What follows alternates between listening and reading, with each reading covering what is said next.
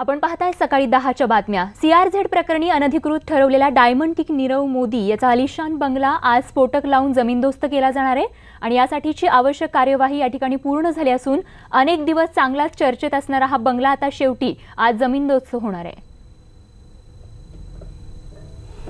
Punjab national बँकेतील 13,000 कोटी रुपयाच्या घोटाळ्याचा मुख्य आरोपी आणि भारतातून पळपुटा झालेला नीरव मोदी याचा अलिबाग येथील रुपन्या हा बंगला आता पाडण्यासाठी स्थानिक प्रशासनाने याच्या बंगल्याचं पाडकाम हाती घेतलेला आहे आणि आपण हाच तो 30,000 स्क्वेअर फुटावर वसलेला प्रशस्त असा बंगला आहे आणि सीआरझेडच्या नियमांचं उल्लंघन नीरव मोदीचा बंगला बांधताना करण्यात आलं होतं आणि यासाठी आता हा बंगला पाडण्याचे आदेश न्यायालयाने दिले आणि त्यानंतर आज या ठिकाणी डायनामाइटच्या साहाय्याने स्फोटक लावून हा बंगला पाडण्यात येतोय। आपण जर बघितलं तर हाच तो 30,000 स्क्वेअर फीटावरील प्रशस्त असा एकीकडे सी व्ह्यू दिसणारा समुद्राच्या किनाऱ्यावरचा हा बंगला आणि आपण बघतो त्या ठिकाणी जे पिलर्सचं जे स्ट्रक्चर आहे त्या ठिकाणी डायनामाइट सेट करण्यात आले आहेत। एकंदरीत ज्यावेळी नीरव मोदी 13,000 कोटी रुपयाचा घोटाळा करून फरार झाला होता आणि त्यानंतर ईडीने त्याच्यावर कारवाई केली होती, त्याच नंतर ईडीने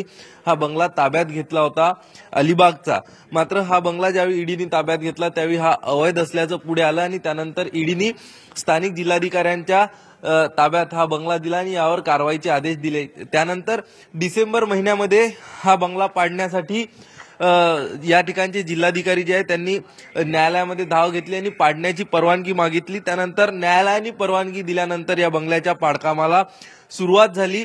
खरं तर जानेवारी महिन्यापासून बंगल्याच्या पाडकामाला सुरुवात झाली, मात्र सुरुवातीला बंगल्याचं इंटेरियर जे होतं ते इंटेरियर बाहेर काढण्यात आलं। आपण बघतोय बंगल्यातलं इंटेरियर आणि जे काही सामान होतं ते या ठिकाणी बाहेर टाकण्यात आलंय आणि त्यानंतर आता मुख्य जे स्ट्रक्चर आहे, जे पिलर्स आहे, हे सगळ्यांचं एक स्ट्रक्चरल ऑडिट झालंय आणि या ऑडिट नंतर हा प्रशस्त बंगला पाडण्याचं काम हाती घेण्यात आलंय। हा स्विमिंग पूलचा भाग होता, तर आता खालच्या ठिकाणी आम्ही तुम्हाला दाखवतोय खालचा जो भाग होता या ठिकाणी अनेक बेडरूम्स होत्या, प्रशस्त मास्टर बेडरूम या संपूर्ण बंगल्यामध्ये नीरव मोदीच्या होत्या, कारण 30,000 स्क्वेअर फीटचा बंगला नीरव मोदींनी बांधला होता। मात्र या ठिकाणी अनेक नियमांचं उल्लंघन नीरव मोदीकडनं हा बंगला बांधताना करण्यात आलं होतं।